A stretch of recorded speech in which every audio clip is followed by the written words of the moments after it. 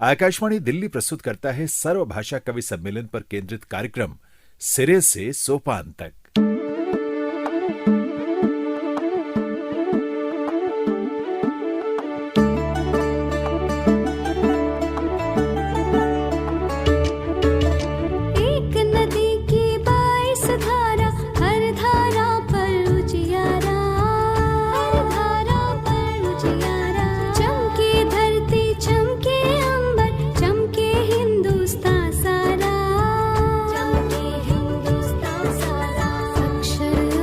शब्द बने जहां,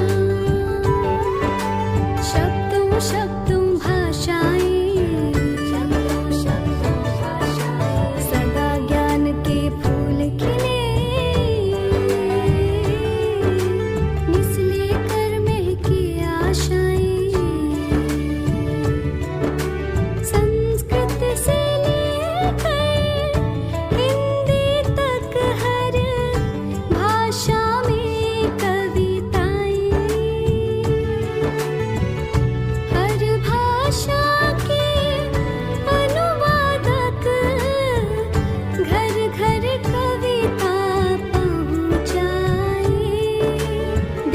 काल माहौल का जिसमें होता है उत्तम लेखन। ये है आकाशवाणी का सर्वभाषा कवि सम्मेलन। ये है आकाशवाणी का सर्वभाषा कवि सम्मेलन।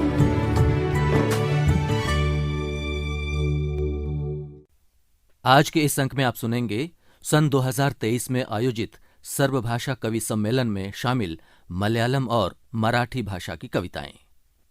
श्रोताओ, व्यक्ति जब भी कोई कष्ट भोगता है तो वो ईश्वर को याद करता है, और जब कष्ट दूर नहीं होते हैं तो उसे लगता है कि ईश्वर शायद है ही नहीं।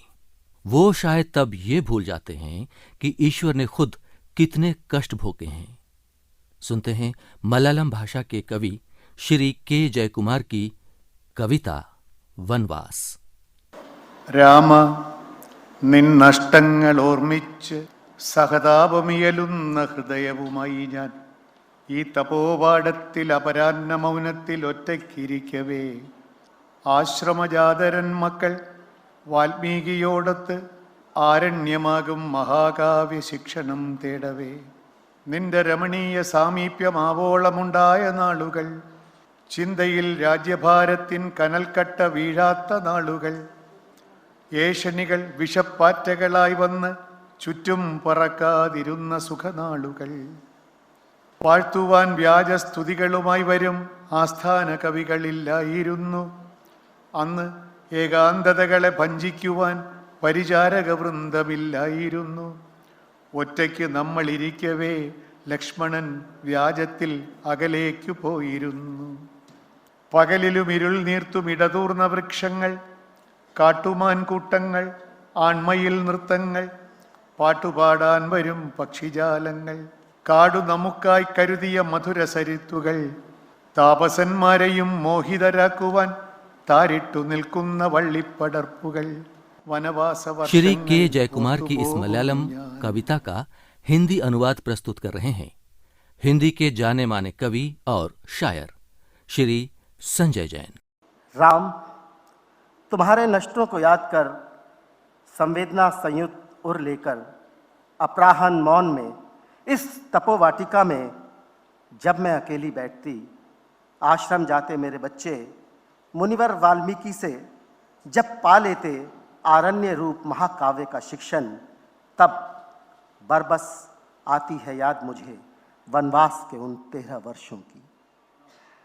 तब बरबस आती है याद मुझे वनवास के उन 13 वर्षों की, जब हम जी सके थे साथ साथ, जब हम जी सके थे साथ साथ।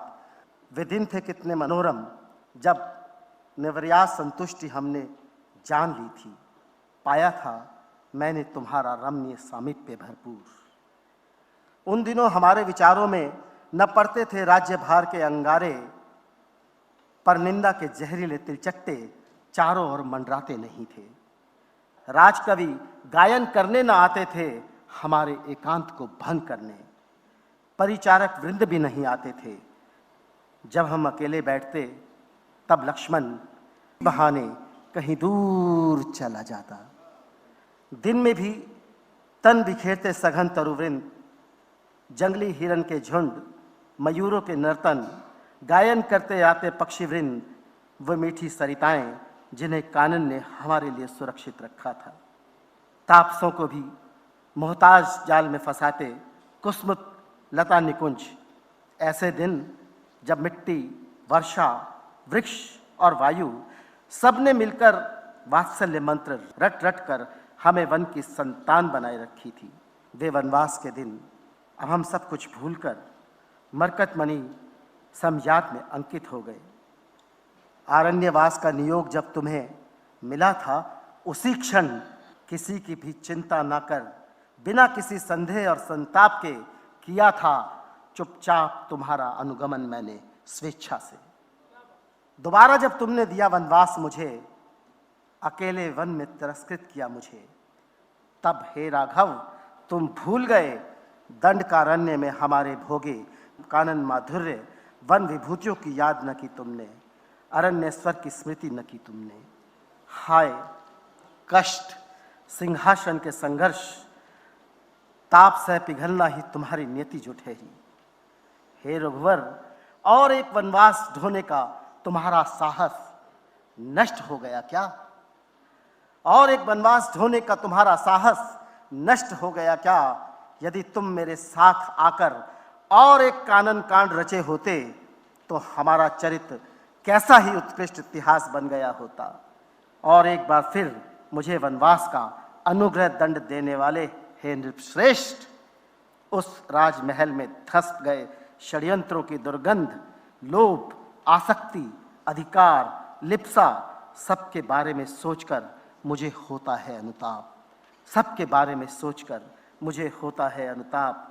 वन भूमि को छोड़ सिंहासन पर बैठे तुम्हारे बारे में सोचती तो तुम्हारे नष्ट को जानती हूं मैं। दुखद बात यह है कि उस नष्ट को भला तुम नहीं जानते हो। ये अधिकार, युक्ति, नगर और राजमहल के कामसुख तुम्हें वन से प्रणय रचकर प्रकृति का संगी बन जाने की अनुमति कभी भी नहीं देंगे, कभी भी नहीं देंगे।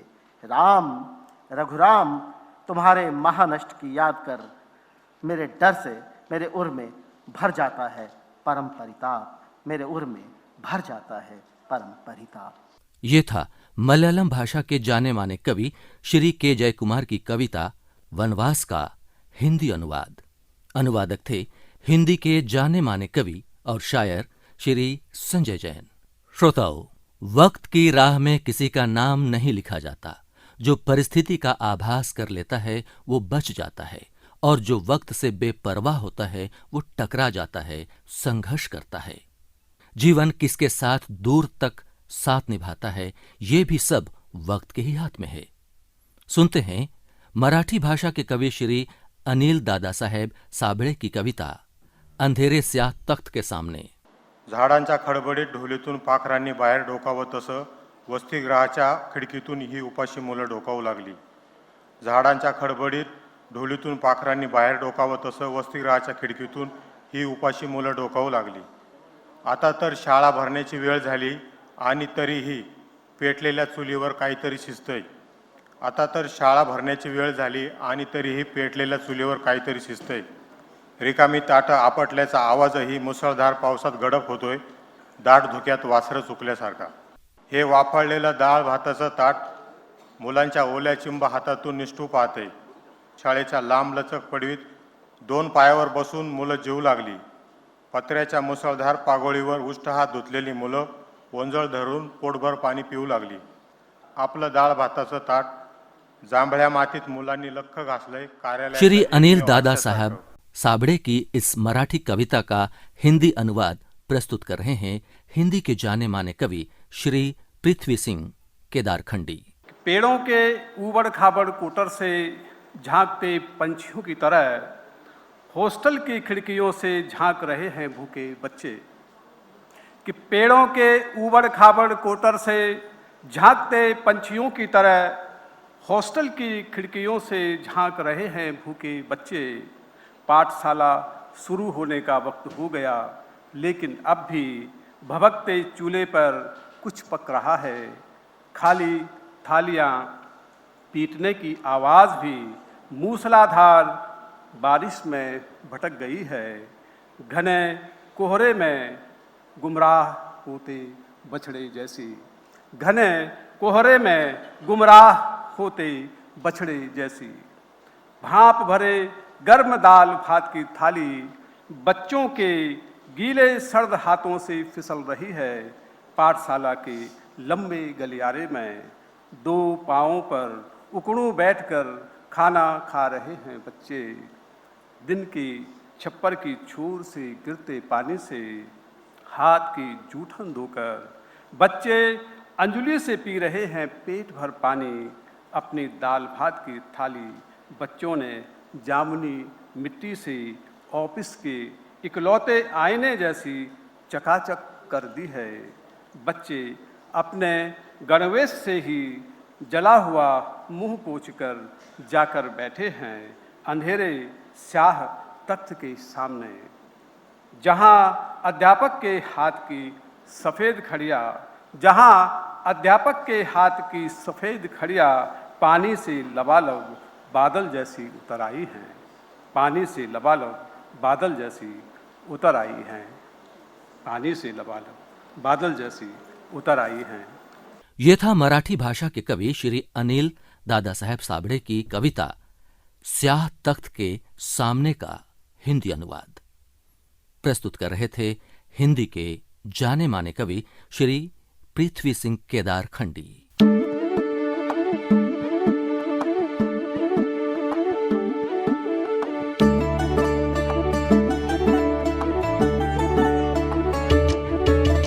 एक नदी की 22 धारा, हर धारा पर उजियारा, हर धारा पर उजियारा। चमके धरती चमके अंबर, चमके हिंदुस्तान सारा, चमके हिंदुस्तान सारा। अक्षर अक्षर शब्द बने जहां, शब्दों शब्दों भाषाएं, सदा ज्ञान के फूल खिले, निसले कर महके आशाएं। संस्कृत से लेकर हिंदी तक हर भाषा में कविताएं, हर भाषा के अनुवादक घर घर कविता पहुँचाए। देश काल माहौल का जिसमें होता है उत्तम लेखन, ये है आकाशवाणी का सर्वभाषा कवि सम्मेलन। ये है आकाशवाणी का सर्वभाषा कवि सम्मेलन। अभी आप सर्वभाषा कवि सम्मेलन पर केंद्रित कार्यक्रम सिरे से सोपान तक सुन रहे थे। आलेख और प्रस्तुति राम अवतार बैरवा। यह कार्यक्रम आकाशवाणी के दिल्ली केंद्र से प्रसारित किया गया।